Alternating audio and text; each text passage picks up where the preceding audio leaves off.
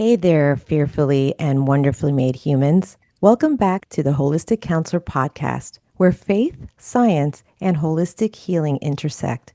I'm your host, Diana S. Rice, licensed therapist and integrative mental health professional. If you've been following this podcast for a while, you know one of the recurring themes we explore here is what happens when faith and trauma get tangled, and how we begin to heal, reclaim our identity, and rediscover God's heart for us after that kind of pain. We've talked about this in episode 10 with Dr. Johnson on overcoming domestic violence through biblical, Christian, and secular counseling. In episode 58 with Rebecca Davis on exposing abuse in the church. In episode 66 with Sawanya Germain on escaping spiritual abuse and church trauma. And in episode 90 with Nagme Panahi Abedini on Christian spiritual abuse and recovery. Each of those episodes brought a different lens, biblical, therapeutic, theological. But today's story reminds us what it looks like when someone takes that pain and turns it into purpose. My guest, Anna Marie Lopes, is an abuse recovery and post-traumatic growth coach, the founder of Brave and Free, and the engagement director for the Healing and CPTSD Community Hub. She's also a certified professional coach and mental health first aider, using her lived experience as a survivor of domestic violence, narcissistic abuse, and spiritual trauma to help others reclaim their voice, identity, and freedom. Anna's story has been featured on BBC, Gulf News, Femina Magazine, and Khaleej Times, and she was honored as a mental health hero at the 2024 Mental Awards. But today, you're going to hear her story in a way that connects deeply to the heart of this show, how trauma, faith, and healing can coexist, and how God can meet us even in the spaces that once felt unsafe. This episode matters because stories like Anna's break stigma, not just in therapy rooms, but in our churches, families, and communities of color, where silence has too often replaced support. When survivors speak, they give language to those who are still finding theirs. So, wherever you are today, maybe driving, walking, or simply needing to feel seen, thank you for joining us for this sacred conversation. Anna, welcome to the Holistic Counselor Podcast. Ooh, excuse me. Well, thank you so much for having me, Diana. I am so honored to be here today. Yeah. So, first of all, I was, before we press record, we realized like I don't do math well, but it's evening where you are and it's morning where I'm at. So that's so Yes. cool. I really, this is why I love podcasting, especially like this, because I mean, I've interviewed people in Australia and now I don't know if you want to say where you're at because of privacy. I have no idea, but I just love the fact that I'm able to connect with people from all over the world to share their stories on this platform. And so, can you just tell me a little bit about you? Like, you were born and raised in the United Arab Emir. I don't even know how to say that. How do you say Emirate? Sorry. It's a United Arab Emirates. So usually they call it UAE, and Uh-huh. most people know Dubai as one of the most popular cities that's in the UAE. So yes. Okay. Oh, I'm Yeah. so sorry. I know. I'm so sorry for being so ethnocentric. That's okay. Well, here we are. We're getting to know people from across the world, and um that's what's happening today. So that's totally fine. Aw. All right. So tell me a little bit about like where you grew up, how you grew up. I mean, I'm intrigued by that because, I was born here in America and I have Yeah. my lens. And that's why to me it's super important to understand that there's an entire world out there. And even Mhm. though we have different backgrounds, religions, races, whatever, like, you know what I mean? That we have to understand that we have a human connection. And sometimes we have human tragedies together as well. Hmm. right? So can you just Yeah. tell me, because this is what it really intrigued me, because when you were talking about like on your Instagram, which is very popular, especially your break, I mean, I don't know if you realize how it affects humans. But it affected me that I'm like, oh, maybe if I reach out, she'll say, yeah, I'll come on. And you did, because I reach out to a lot of people that I get curious about. And Hmm. you said yes. And I was so excited about it. But I also understand your story. It is one of the most, I listen to you on other podcasts too. And Hmm. can you just tell me a little bit about you and Yeah. especially your childhood and stuff?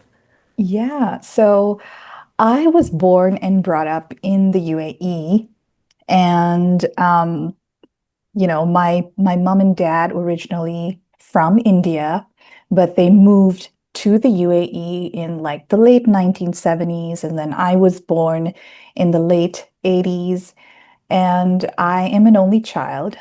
So basically, the little girl who was on her own. And I grew up with an alcoholic dad. So my dad was dealing with his own trauma, and his coping mechanism was alcohol. And it reached a point where when he was under the influence, he would get really violent towards my mom. So for most of my childhood, or rather all of my childhood, in fact, I was witnessing domestic violence at home. And being the only child, there was really no outlet or no one to share that pain with. And my mom was more surviving that marriage. She worked a job as well. So she did a 9 to 5. My dad did a 9 to 5. So everyone was doing their own thing. Everyone seemed to be surviving and living their roles under that one roof.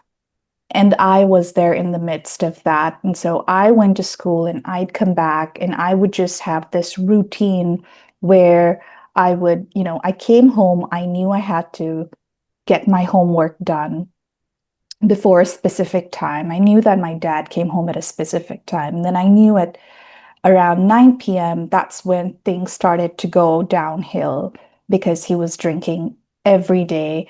And then once he reached that point where he was intoxicated, then it started to get loud and violent at home. So I really had that routine, and life was pretty much that way every day of my life. And because of that routine, I ended up being a very closed child, very quiet by nature. And a lot of people, including my parents, would praise that quality. It's like, she's such a quiet child, she's such a sweet girl. But in hindsight, when I look back, I'm like, well, that was a lot of fear there. That became my first language, I would say. I was just scared of everything. So quite the introvert, very quiet, very closed. Even when I'd go to school, and I share this a lot on other podcasts, there's the specific statement that a classmate of mine would say, and she said once, Anna, you're like a wall. And what she meant by that was that I was so expressionless that I did not respond or react to anything. I just had that one blank look throughout. And yeah, it was a lonely period being an expat, growing up in another country. We had lots of different nationalities, but at the same time, because everything was so different in terms of like there were different cultures, different people. There wasn't really this grounding element where it felt like, oh, this is what it's like, or this is what I can do, or this is who I can talk to and they'll understand. Because everyone was coming with their own perspectives and their own upbringing, that it became quite lonely to, or even it took a lot of courage to want to think, oh, can I talk to this person about what's going on and will they understand it? So, really lonely, really feeling depressed. I was very anxious since a young age, and mental health issues run in my family from my dad's side as well. So lots of trauma and mental health challenges, like all put together. Hmm. And really, that was what childhood was like, surviving the day-to-day battle of living with a dad who was struggling with addiction and a mom who was not really present. Not both of them weren't able to be present because, you know, dad was struggling with his own trauma and mom was surviving and then catering to him. Yeah. So really, it was there in the background, Yeah. trying to make it on my own. Yeah.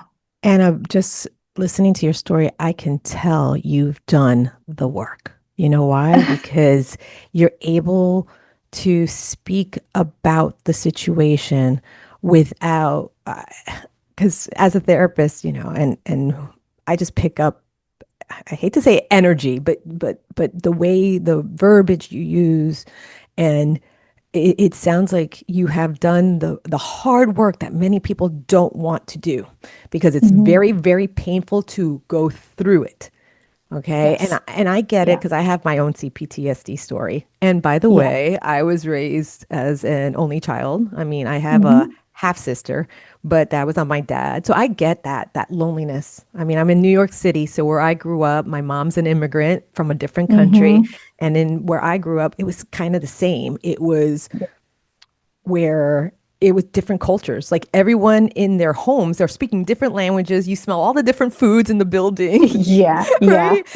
And I'm sitting there like, what's that stinky smell? And then it's like, oh, it's so and so from this country, and that's how they Yeah. cook and stuff. And Yeah. but my mom worked her tail off, and my dad was a gambler, so his addiction was different than Hmm. but I get it. I get that whole like, oh yeah, when you were talking about that loneliness, I get it. Like Yeah. it was, I know my imagination was very vivid, Yes. right? Yes. Was I can your relate. I yeah, relate to that. yes. And I mean there were times when I would I know it sounds weird. I would put on a record, like back then it was Little Orphan Annie, and I got the record and I would sing it on the fire escape to, I'm very outgoing, so as you could see. And I would sing The Sun Will Come Out Tomorrow to all Hmm. the people in the parking lot at the Caravan Diner in Queens. Oh my goodness. But Anna, I can't sing. I can't, I mean. I Anyway, think that makes it all the more fun, doesn't it? oh yeah. But listen, that story, like I have quite a few clients that have that same, like when you're talking about the parental units and how that is, and that's what I'm helping them. I pray that they listen to this podcast because what you said, I know they would be like, oh my goodness, Anna gets Hmm. it. Anna Hmm. gets it because this, Yeah. I've heard not the same exact story because yours is Yeah. unique. But you know what I mean by that. There's so many Yeah. humans out there that have grown up, but so many get stuck. They Hmm. get stuck. They don't do the work. And so I want to talk about that a little bit. But first of all, I want to understand, what does complex PTSD look and feel like in your daily life? How did that come about? How did you learn about that Hmm. verbiage first? Because many people don't understand that complex Hmm. PTSD. What's that? What's CPTSD? Or Yeah. there's many that will take it and be like, oh, everybody has it. Yeah. Yeah. Yep. Yep. Well, for me, I never got formally diagnosed with CPTSD. For one, because it's usually called PTSD, or it's usually recognized as PTSD, even though it's not PTSD. It's more than PTSD. It's more complex. And the name itself tells you that it's complex. And for me, growing up, I went through all of those abusive relationships as an escape mechanism from what I was going through with my parents. And, I ended up being in an abusive marriage and being a domestic violence survivor myself. And so once I got out of that situation, I knew I needed help. I wanted help because I think for me, what I wanted was to be heard. And I wanted to tell my story and to talk about my experiences in a way that I would be seen and believed. And I felt that therapy was the only way to achieve that. And so it started off with nightmares and flashbacks for me. So once I got out of the abusive marriage and, finally all of that, all of the abuse and the traumatic events had finally settled down from whether it was growing up with my dad being, an alcoholic and then in my own abusive relationships that I was in. Finally, there was this time where it was like, okay, system now has time to process what's going on, to even acknowledge what's happened. And now that I was a bit out of the survival mode, the body started coming back to, you know, it's like telling me, okay, well, this is how we've been impacted. This is what's going wrong. And so I started having flashbacks. I started having nightmares. There were days where I would go into the office and I would feel like everybody was plotting against me. Mm. So I was starting to notice these very distinct behaviors and feelings that I was having that almost felt as if like I was in always a constant state of danger. Yeah, I was, hypervigilance. Mhm. yep, always, I was always hypervigilant. I couldn't just let anything go, I was always on the lookout. And besides that, the depression was more persistent now. So it was either I'm feeling too anxious or I'm feeling really depressed. And then one day I remember this was a significant point where I was dressing up to go to the mall on a Sunday. And I dressed up, and all of a sudden, I just didn't want to go anymore. And just like that, in whatever I was wearing, dressed up to go out, I just went back to bed and I just lay down and I just stayed that way for the rest of the day. And then I started to have crying spells, and all of this started to just, happen one by one. It was almost like a domino effect. Yes. And that's how I realized that, something is not okay. And of course, the people around you would kind of be like, something's wrong with you, or Mhm. why are you like this? Mhm. Not realizing that it's not that something's wrong with me, it's what happened to me that what was wrong, Yeah, your and that body is your body was reacting to exactly. to a system, Yeah. like how I say it's every human is raised by a village, Hmm. no matter where you are in this world. Yeah. And if the village has very unhealthy dynamics, it's Yeah. going to affect you. Absolutely. I mean, I'm sure you know Dr. Bessel van der Kolk's work, The Body Keeps Yes. Score, right? That's Yes, I like our do. number Yeah. one CPTSD book, right? Yes. And Yes. so to me, that's it. Your body was keeping the score. But when you're in it, right, when you don't understand it, and then everybody wants to throw labels because you already said depression, Yeah. anxiety, these are Yeah. symptoms. These are symptoms. Yes. Your body was now spurting out symptoms. Yep. Wow. Exactly. Exactly. And it's funny you say that, symptoms, the depression, anxiety, because for the longest time, Mhm. even till date, look at sometimes my like my prescription. And when you look at the diagnosis, it'll say major depressive disorder, Mhm. generalized anxiety disorder. And I'm like, Yeah. where is it's supposed to be CPTSD? And till date, there were only two doctors who ever took that diagnosis seriously. And that the first one was actually, I think, a general practitioner Hmm. who I didn't expect to recognize CPTSD, but I went to him and I'm saying I'm having nightmares and I'm waking up and then I'm having muscle spasms in my chest because I'm always in an anxious state in my sleep.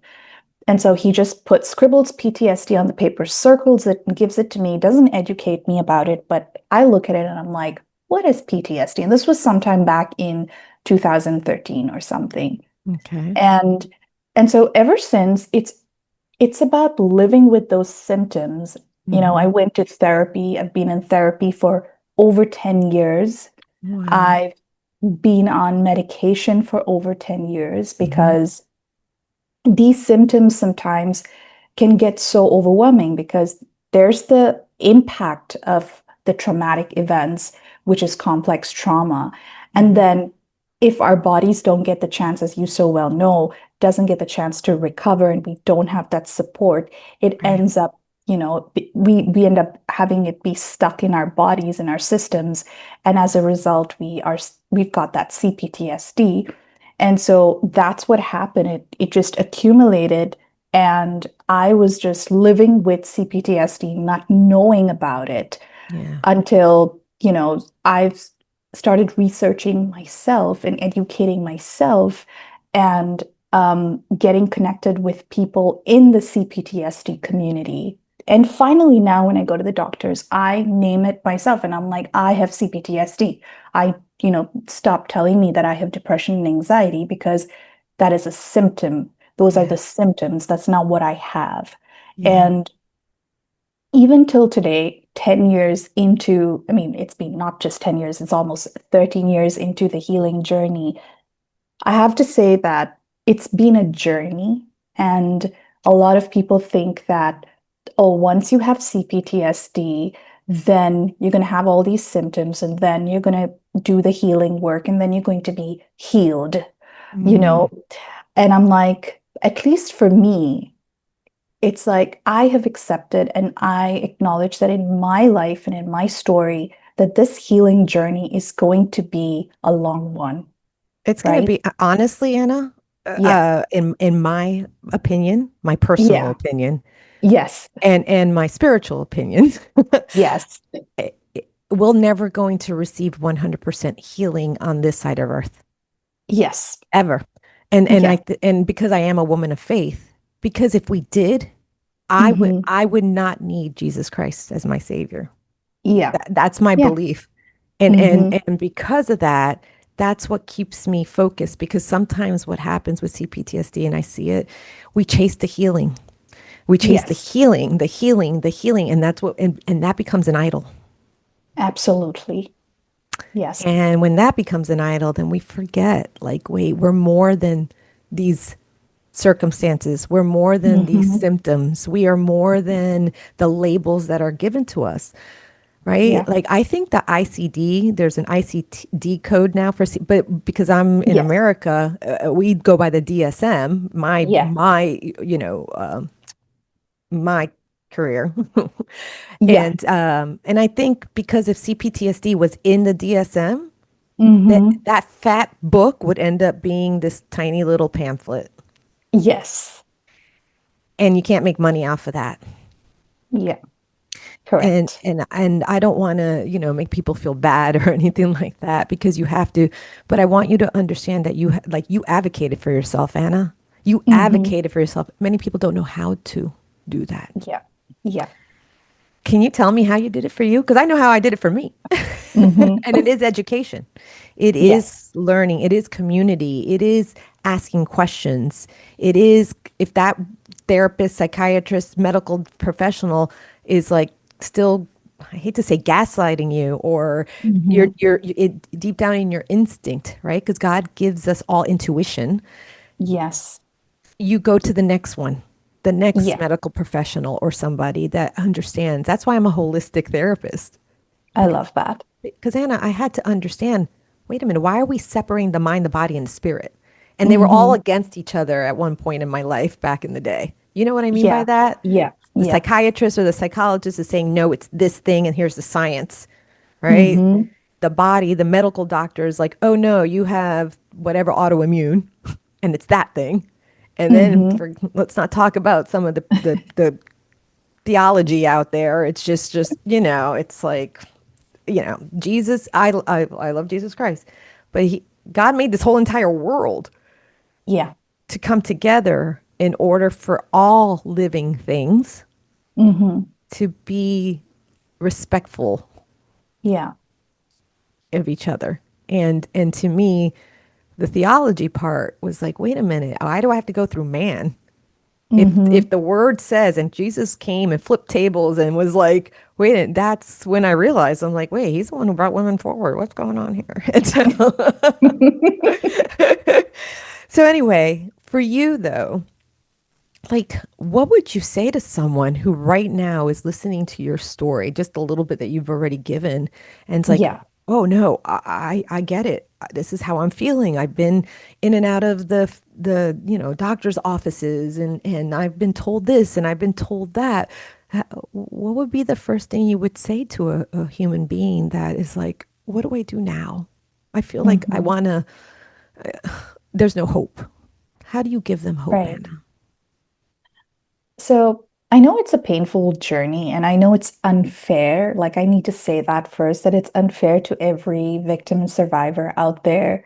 And I just say victim not to like label somebody, but just to differentiate like before and after leaving an abusive relationship, Yeah. that it is so unfair that we, on top of having to suffer and endure the abuse, whatever form of abuse, that now we have to go and search for the help that we need and then advocate for ourselves when it should be there available to us to help us and support our healing, right? Because Hmm. these days you've got a lot of people saying, healing is your responsibility. And I have a lot to say about that. But I'm just like, okay, if you want to put that responsibility or you want to say that healing is there and we need to go and do the work, it's like, what are the resources that are available to us, Yeah. right? And so, to anyone who is in that place where they feel confused, where they feel like they are not getting the right diagnosis or something's off, or they feel that there's more to it, like for example, for me, for a long time, people were saying anxiety and depression, despite knowing that um, I had a history of domestic violence, enduring that, living with so much of trauma. I think one thing that is so helpful is to do your own research, is to educate yourself, is to be curious about what's going on, what doesn't sit right for you. It is to trust your gut. And, so often for us as survivors, we do not trust our intuition, our gut. Because Or you if were you're taught that, especially if you come from exactly, domestic abuse or spiritual church abuse, high yes, controlling religion, yes, or anything like narcissistic parenting or whatever. Like you yes. are trained right away not to trust your intuition or your gut instinct at all. Yeah, yeah, absolutely. And so I would say that intuition, or even if somebody out there is listening and is a person of faith, and you feel like there's a voice inside of you that's telling you there's more to it, listen to that voice. More often than not, that voice has very valuable information and is actually pointing to something that is monumental. And that's what I did. I went out and I did my research. And what I saw the difference when I started, reading up about complex trauma and CPTSD was that when I was going to the doctors, there was always this feeling and this notion that something is wrong with me. I never got the feeling that it was never spoken in a way that, what happened to you was not okay. And because this happened, this is the impact that it has had on you. And Mhm. as a result, this is what's going on. And this is one, two, three, whatever. It was always about you need to change your mindset, or you need to do, it was like, there was a lot of, and nothing against things like CBT, but sometimes a trauma survivor is got a completely rewired system. Yeah. And we're not the same, we don't have the same system as somebody who hasn't experienced trauma. And so the Right. way we even look at ourselves and the world is completely different. And therefore, I really truly believe that we need a very different approach. I agree, Um, Anna. yeah. Let me tell you, like you're spot on. Even though listen, that's the thing. We are such unique individuals that, I'm a CBT provider, all right? Hmm. But I Hmm. do understand, like, what I tell my clients is like, you're with yourself 24 hours a day, 7 days a week. Who knows you the Yeah. best? You. Yeah. I'm Yep. just here as a guide. I have 100 tools. I don't Hmm. know if it's going to work for you or not. Yeah. Okay. And Yeah. you're right on. I know there's something called trauma CB, like TCBT, like Yeah. that's been utilized for situations like yours. I also know there's EMDR, but I also heard horror stories with EMDR. So it's like Yes. these modalities are not the end all of everything. Right? It's Hmm. not like you're going to go to therapy and your first therapist might not understand, be culturally competent, might Yeah. not be trauma informed in this. Like that's Yeah. why there are specialists out there. And when you're talking Yes. about advocacy and listening to your gut, honestly, like you said, many survivors don't know how to do that. And we have people on the other end that have degrees on the wall that expect Hmm. a person to think like them already. Yeah. And not everybody, but you have to like really. So tell me, I want to know, what were you reading? Because this is a dangerous thing with those that are coming of age, Hmm. with the Gen Yeah. Zers, and I would say some of the Zillennials, is that they have TikTok and they Yeah. have these fast, quick YouTube and Yeah. algorithms, Anna. Yeah. And so for me to say go research, I'm a little Hmm. more like with my Gen X skeptical. You know what I mean, right? Like a little bit more like critical thinking. Let's figure this out without Yeah. going into rabbit holes, because what I see Yeah. too nowadays with working with younger, I have people coming in with psychosis because Hmm. of spending too much time, scrolling and then trying Yeah. to believe. And then now they have so much information. So, Anna, what helped you? Because to me, a good book like The Body Keeps the Score, ooh, that's a good one. Hmm. Was there anything else that you found so we can guide our listener if they're looking for help so they don't go into rabbit holes and end up worse than better? Right. Yeah, yeah, yeah. No, that's a good point, and I'm glad that you brought it up because as I was saying that, I'm like, oh my gosh, there's so much now that you can information that you can be exposed to, and that's not accurate Healthy, right? information and not healthy, and all of that. And I think to make it really simple, even sometimes people who are not very okay with going to a book, like for me, I went specifically to, I didn't know what I was looking for, honestly. Like I was just, going on Google and typing like keywords like domestic abuse or abuse or Hmm. just, I can't even remember because I didn't have the vocabulary at that time because I didn't know. So I was just posting random things that I was experiencing. And then I was coming across things like these blogs, and that was giving me this, that was opening my eyes to what I didn't know at all. But I don't want that. Like now I have this information, I can pass it on. There are communities out there are resources out there that exist with accuracy. For example, I work with the Healing and CPTSD community, and Hmm. they do some remarkable advocacy, and that includes, like, we have an entire CPTSD awareness kit. So, and it's Wow. for free. It is absolutely for free, and I can Okay, I good can to know. share the link with you for your audience. But Yes. it's stuff like this that it's about going in first, taking a look at, okay, who is this person that's giving this information? What is the work that they do?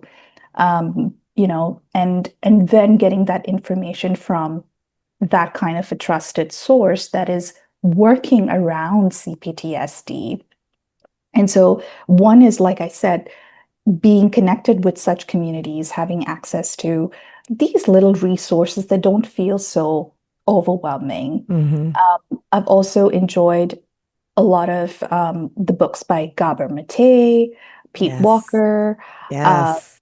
you know, Let's name the so book, Pete Walker. That's the one from Surviving to Thriving. Is that the Yes. one you're talking about? Yes. Yes, Yes. that one. I'm going to put everything that we're talking about in the show notes. So there'll be links for anyone that's Yes. listening so they can go. That's a good beginning for people. So, so I also want to know because part of your story involves spiritual abuse. Hmm. Can you help me understand that? Absolutely. So, when I was 18, I met somebody through a friend who went to Bible school and was, apparently came back from Bible school, had done some kind of a certification and was a youth pastor. And because of how broken I was, coming from my broken home, my friend said, "Well, why don't you speak to him? He might be able to counsel you and help you and all of that." And I was like, okay. And it was new for me because I grew up in a Roman Catholic home. Mm, So my parents were Catholic, and so I didn't know anything outside of that. yeah. Um, and so someone telling me, they went to Bible school and all of that, and they're a pastor. I'm like, oh, what's that? Tell me more. So it was a bit intriguing. And so he was somebody who was very charismatic. We met, he started to counsel me, and he started to introduce me to his faith. And he came from a Pentecostal background. But at the same time, he went to a Bible school that was non-denominational, and so a little bit more open. Okay. Um, I guess some would call it like a born again church, Mm-hmm. a believer's church. So he had the background of the Pentecostal, and then he was also a little bit more non-denominational. And so he started to introduce me to a very different kind of like having a personal relationship with God versus what I grew up with a lot of theology and like you don't question, you just go to church because you have to, and then you say these prayers, and then you do this. Right. So Yes. very, very, I do know. very I was raised Catholic, okay. Yeah, Roman you Catholic, definitely so know. I Yeah. understand Catholic, and I Yeah. had a Santeria too background. So Okay. I Okay. didn't practice Santeria. It's just I had that in Okay. my family. My grandma was, Gotcha. so I get it. I get it. Yeah. So when you say Pentecost, and this is the thing that Yeah. as a Christian therapist, what I've had the Hmm. understanding in the last 5 years is that I have studied so many different denominations, and the more I study denominations, the more I'm understanding. Like, wow, right? Hmm. Like, wait a minute, where's the truth? Right. And Yes. that right there to me, this is why I when people come to me and they're disentangling their Hmm. their abuse or their trauma from Christ. I don't know how else to explain it. This is where I'm like, you Yeah. got to get into the word Yes. yourself. Yeah. Not because what happens is you have people with maybe the knowledge like you're talking Hmm. about. You could be a theologian all you want. All you I want. agree. Yeah. But to me, what Christ says, you will know them by their love Yes. and their Yes. fruit and their fruit. And if those things don't align, Yeah. right, Anna, it is that's when you start questioning and you have every right to question it. Just like Hmm. you have every right to question science. Yes. You do, Yeah. because that's what science is, Hmm.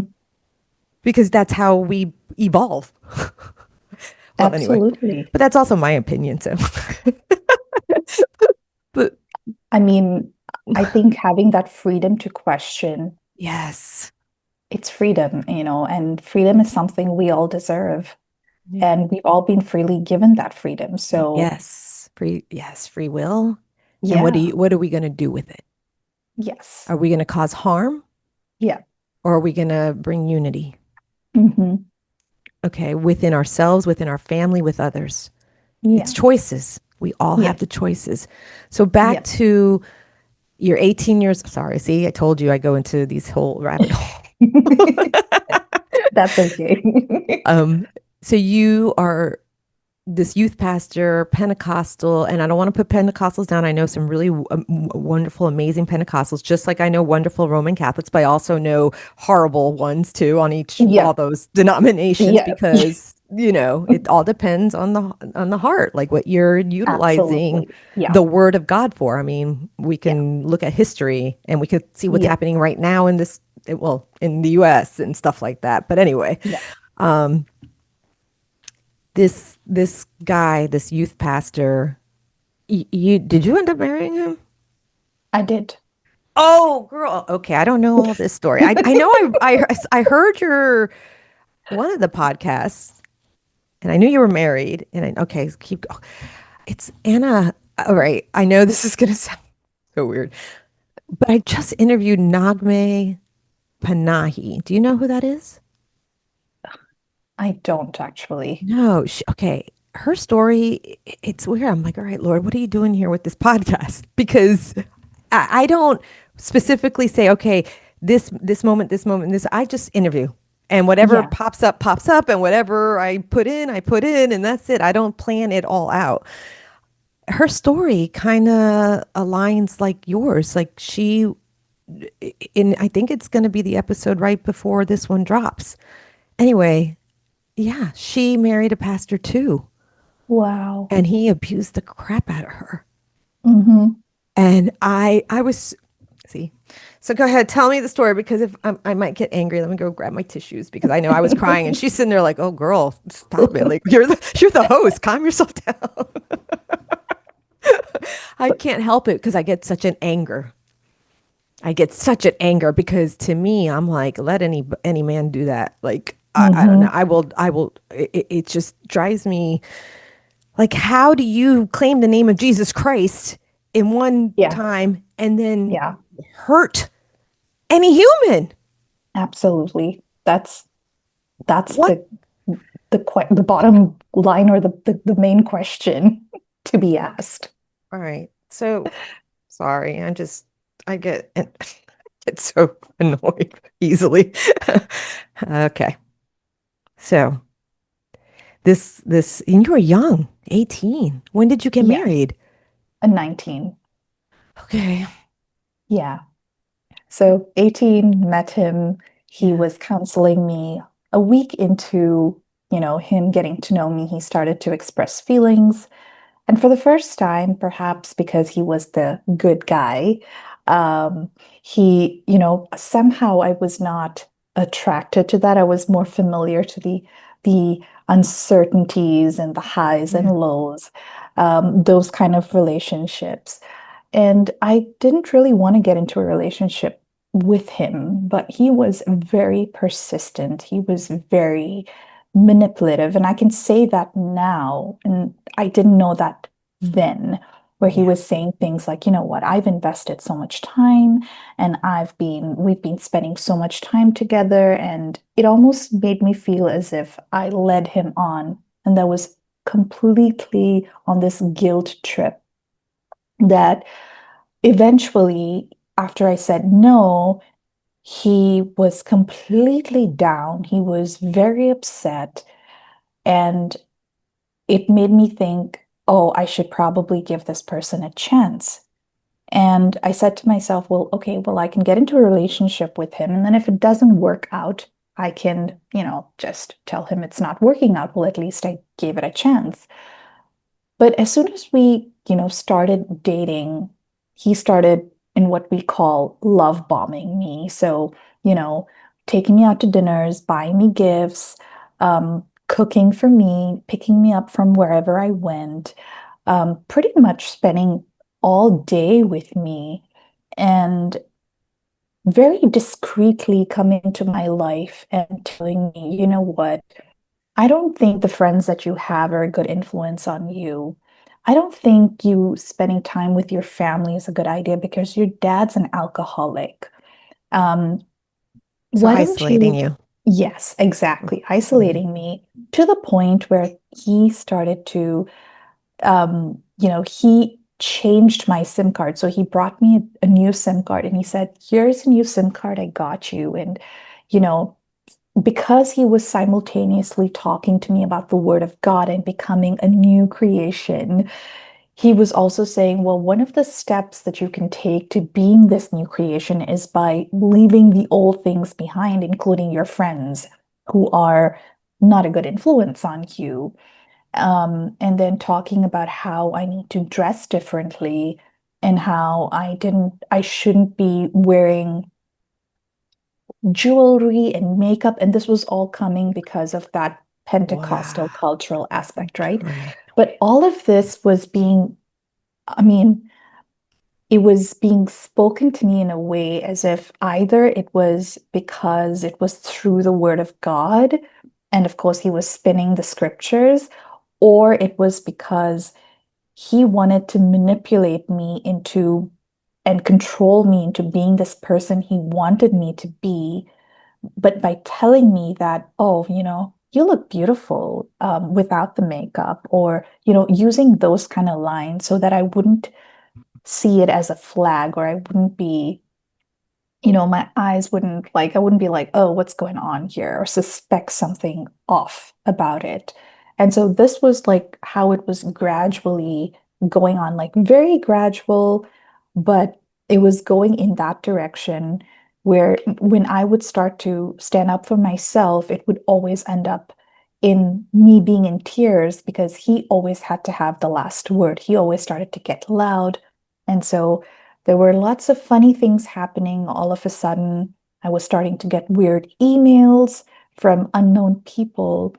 And at the end of the day, it was him who was sending those emails because he was trying to tell me that, you are, and this is where the narcissistic abuse piece comes in, that, you are dating a person who is really looked upon by so many for the work that he does, and you're so lucky to be with him. You, this very sinful person who's been in multiple relationships and who's has an alcoholic father and blah blah blah. Wow. And then he comes, So sweeping in. Yeah, wait, go I ahead. need to understand this right now.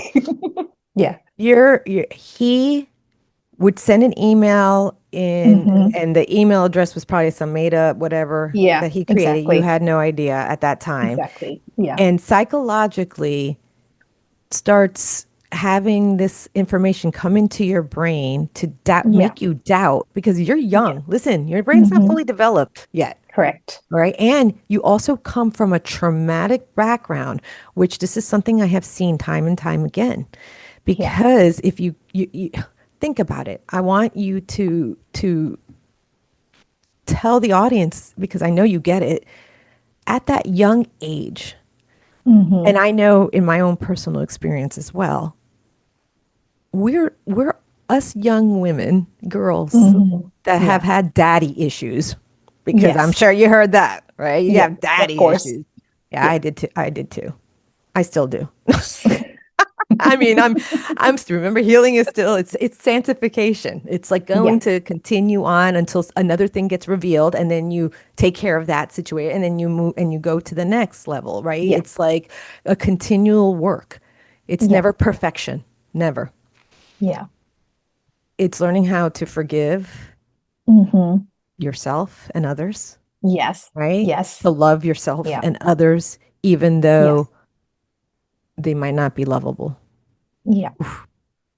So for you, he sends you these emails. How old? Can I ask how old he was? He was probably around, I was 18 at the time, so he was probably around 24.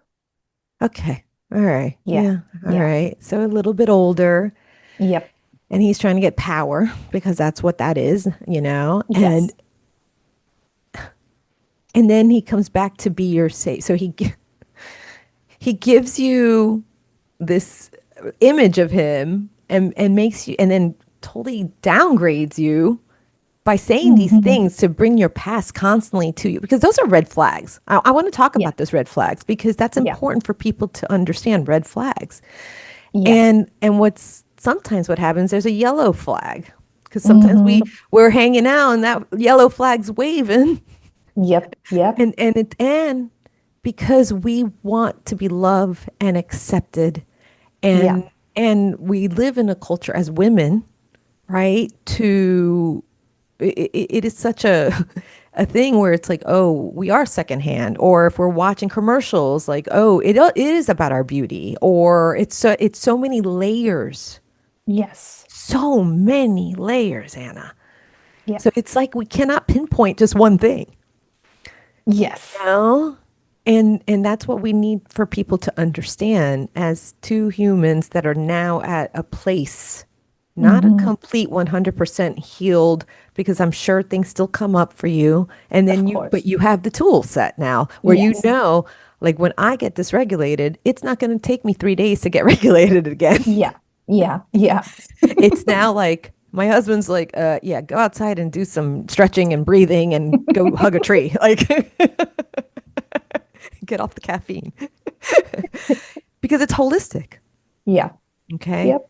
So he starts using the word of God, the Bible, Yes. sacred text against you. Yeah. So, with that being said, what would you say to someone that's hearing that and they're like, oh, well, yeah, well, people say that to me all the time in my church, or my husband tells me that constantly. And I'm going to put in the Duluth model wheel that I utilize Hmm. in the show notes. But it is like, how do you still have a faith in sacred text after Hmm. being hurt by it? For me,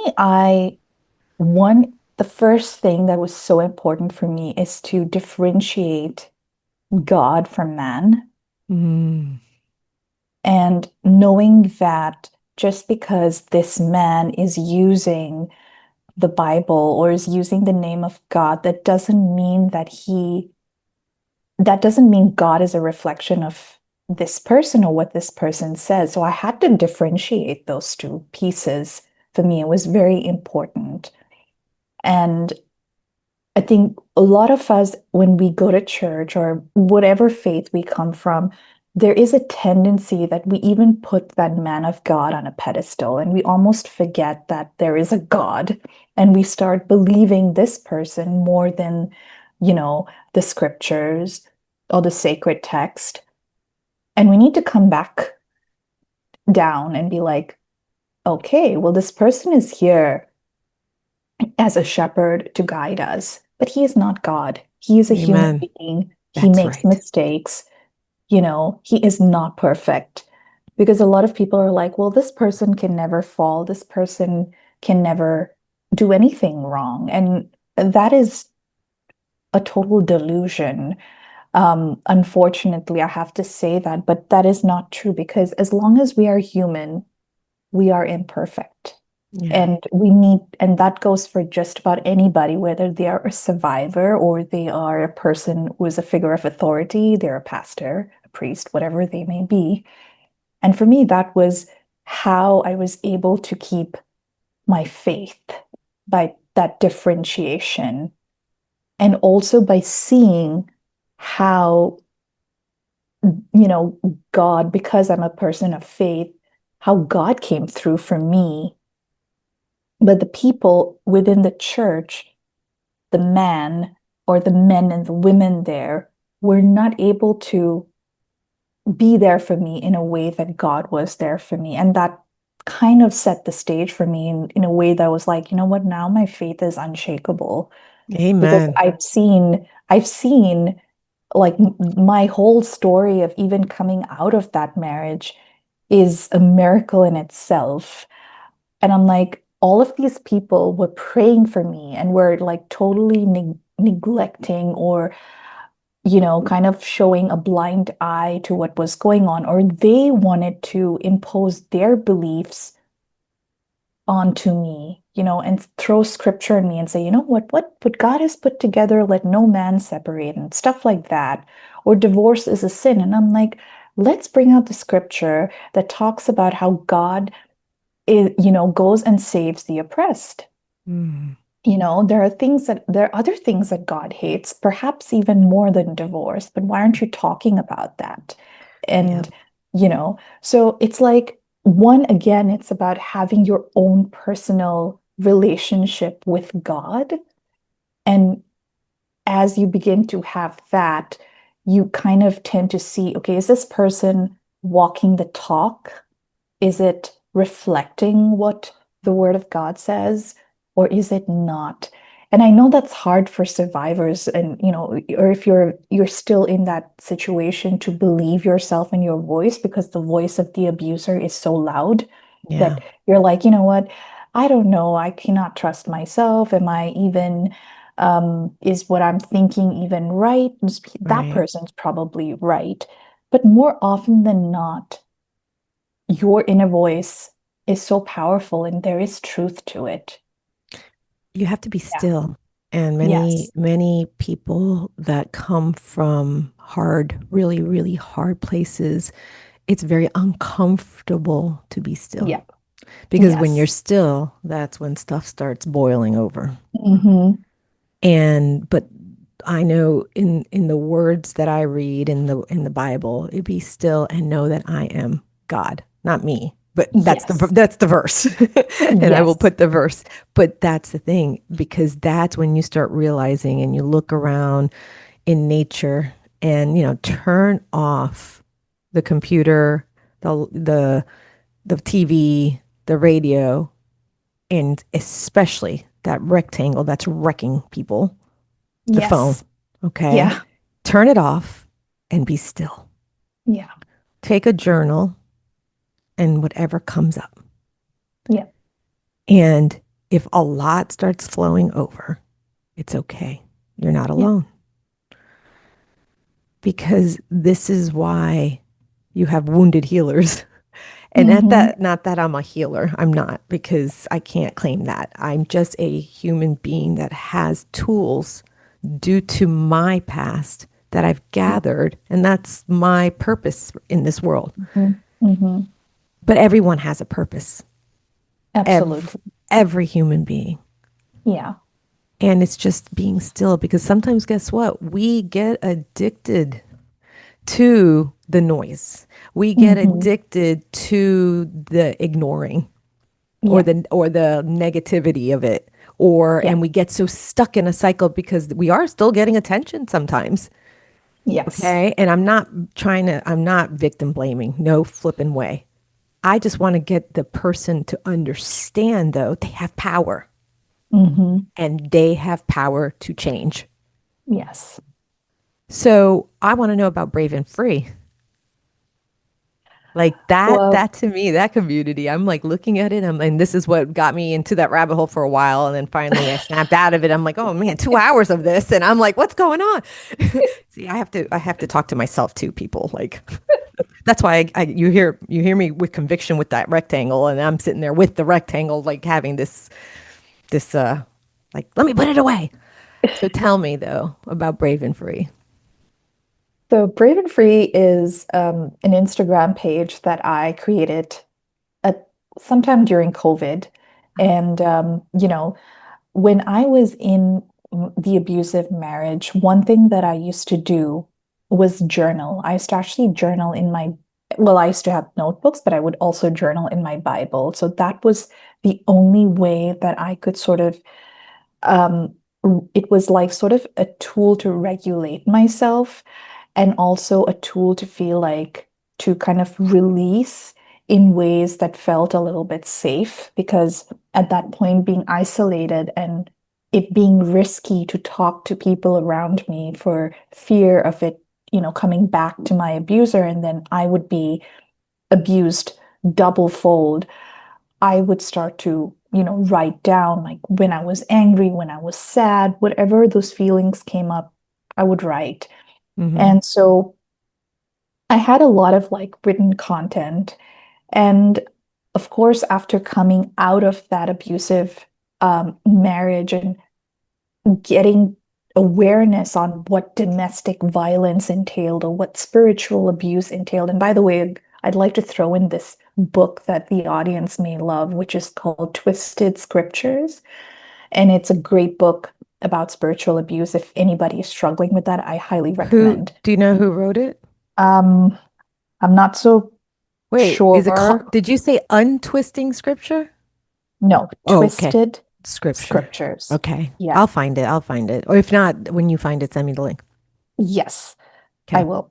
And and so, after like having all of that awareness and the passion and just feeling this sense of like injustice of what was done and what other people are going through who are enduring this abuse, I just wanted to create awareness. It was like sharing my story a little bit, and I was empowered by the nonprofit that had helped me, but Mm, I also had this fire inside of me where I'm like, I want to educate people, including churches, about what domestic violence is and how they need to deal with it differently than a normal marital issue.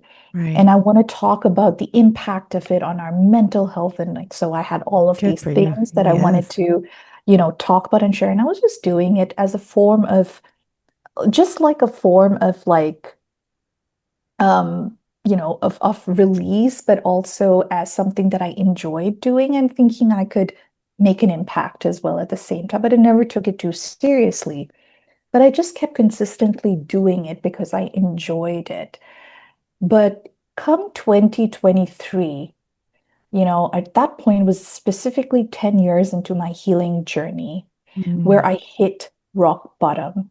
And by that, I mean, what I mean to say by that is I was on my healing journey, but I hadn't reached that point where I was truly doing the work of all of those deep-rooted trauma. That was mm, still there. Like I was still hitting the surface because I was, going and seeing therapists who were also talking about anxiety and depression, but not talking about we weren't dealing with the trauma. okay. I hadn't gotten to EMDR yet and all of those So you've done traumas. EMDR. I have, yes. Okay. Did that help? So it helped me. Okay, good. I did it It too. helped me. So it Yeah. did help me. It did help me. Yeah. It helped me a Yeah. lot, actually. Like I was like, whoa.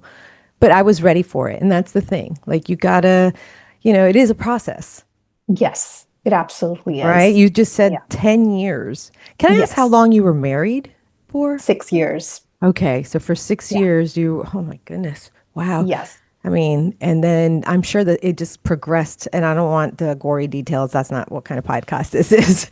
Yeah. But Yeah. I can imagine you got into it because the little bit you shared in the beginning with the love bombing and then degrading and the psychology, like I Yes. mean, I've heard some stuff in as a therapist, so I can only imagine. And then it must have progressed and progressed, and I'm wondering, did it progress into anger, to Yeah. Yeah. It physical? was It was physical, physical. It was everything. everything. Okay. Everything. Was it Yeah. financial too? Yes. Okay. Yes. And so this Yeah. is why I'm going to put the Duluth model in this episode, like I've done in the past, just so people understand like what a healthy relationship should be like and what an Hmm. unhealthy relationship is. Because sometimes when you grow up in toxic environments, that's all we get used to that, and then that's what we like. It's the weirdest thing because you kind of said like I didn't like Yes. the nice guy. Well, that I get Yes. it. I remember Yeah. like dating before my husband, and it was just Yep. like they were boring.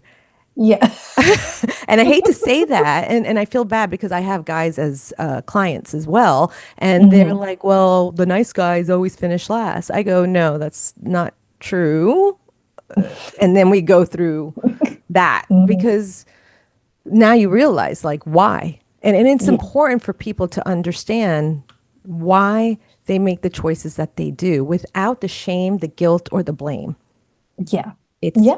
being that curious observer of yourself Yes. because that's how you get through what you're getting through without being stuck, right? Absolutely. So Yeah. Brave and Free is a community, and now you are a coach, a Yes. professional coach. Do you work with people all over the world? I do. Yes. Cool. Yeah. How can someone, well, first of all, Brave and Free, it's the Instagram handle is at Brave and Free. It's I am brave and free. Okay. So I Yes. am brave Yes. and free. Okay. Yes. So I'll make sure that's in the show notes. But if somebody wants to work with you, Hmm. how can they reach you? How can they work with you? Well, I mean, I just like to leave the Instagram handle. So once they get there, Mhm. in my link in bio, I have all the other links there. And I am personally, I work with those who are survivors of abuse. So we'll work around abuse recovery and something called post-traumatic growth. And the reason I do that is because I know that recovering from abuse and processing trauma takes a lot of deep work that a survivor deserves to be working with a specialized therapist. Yes. Um, and then there comes a point where they have all these tools and Hmm. they're like, I need this practical help to just move forward with these tools. And then there are some people who want to, like me or like you, turn their pain into purpose. And that's where I come in. And I just help them. It's sort of like walking beside them and saying, okay, let's walk together and let's move forward with what you've learned so far and what you've processed so far. And let's now take you to the next step. Let's rise together. Yes. Right. So you Yes. don't deal, well, good to know because that's the difference between coaching and a licensed therapist. And I'm glad Yes, that we make that crystal clear. It's very absolutely. important. It And is. that's why we work together. People need Yeah. to understand I have a team. Like, and when I say I Hmm. have a team to help take care of all of this so I don't lose my mind, Yeah. I have my integrative doctor, I have my acupuncturist, I have my chiropractor, I have my nutritionist, I have, my masseuse. And I know it's like, oh, you must have a lot of money. Well, you're going to pay either way. Yeah. You're going to, and so to me, I save my pennies to be Yeah. able to, and I don't do it all at one time. I Yeah. am at a place now where it's as needed, which could be once every few months. Just like as a Hmm. therapist, I have clients that have been coming to me for 5 years, but we meet quarterly now because they're Yes. doing very well Yes. and they just need a tune up Hmm. or something, or it's life. Yeah. Anna, life Yeah. is not all Yes. about always being so happy. Because if, Absolutely. right? Yeah. No matter where you come from, no matter how much trauma or abuse, or, I mean, I've had not prisoners of war, but those that have been in a different country and has seen war. I mean, I can't Hmm. imagine like being raised in that. So, like, Yeah. trauma comes in all shapes and sizes, all sorts of different ways. So, it's Yes. not comparing it, Hmm. right? It is No. not comparing it. It is about it's happening or it's happened. I mean, we've had the collective trauma of COVID Hmm. because I know that did a number on me, Yep. right? And I'm a Yep. therapist with a lot of flipping tools, Hmm. okay? But how do we now? I love the post traumatic growth because I know what that means. That's positive Yeah. psychology. That is Yeah. seeing how far you've come because it is how you, whatever you focus on. That's how, Yep. that's neuroplasticity. Yes. Okay. So I love that you work with people all around the world. I'm going to leave your information in the show notes. Is there anything you want to say to the audience before we say goodbye? I think I want to say, and this is something that is actually a slogan for Brave and Free, and it is to be your own brave. Mm. And what I mean by that is that, a lot of people may tell you what to do or not to do. There's a lot of noise out there. And at the end of the day, we need to look inside ourselves and look at what is it that we need to do for ourselves, Mm. and that can be something very different for different people. For somebody, it may be leaving that abusive marriage or leaving that abusive situation. For somebody else, it may be waiting a little bit until the time is right for them to be safe enough to get out of it. While somebody else out there is like, leave, leave, leave. And you're just like, Yeah, no, no, it's not the right time. It's dangerous. exactly. Hmm. And sometimes it's, you know, getting the support that you need, the help that you need, even if people are looking down on you or are labeling you. And so it's just about going your own path, understanding what is this courageous step that I need to take for myself. And it may not align with what society believes or what they say or what we've been conditioned to do, but it is your story. It's about you being the author of your story. So if I want to say anything to someone listening today, it is go be your own brave. Yeah, love that, Yeah. Anna. That's a good place to end this episode. Thank you so much again for coming on. Thank you for having me. I really enjoyed our conversation. Yeah. All right. And listener, please do not forget to trust in the Lord, guard your heart, and renew your mind. Bye.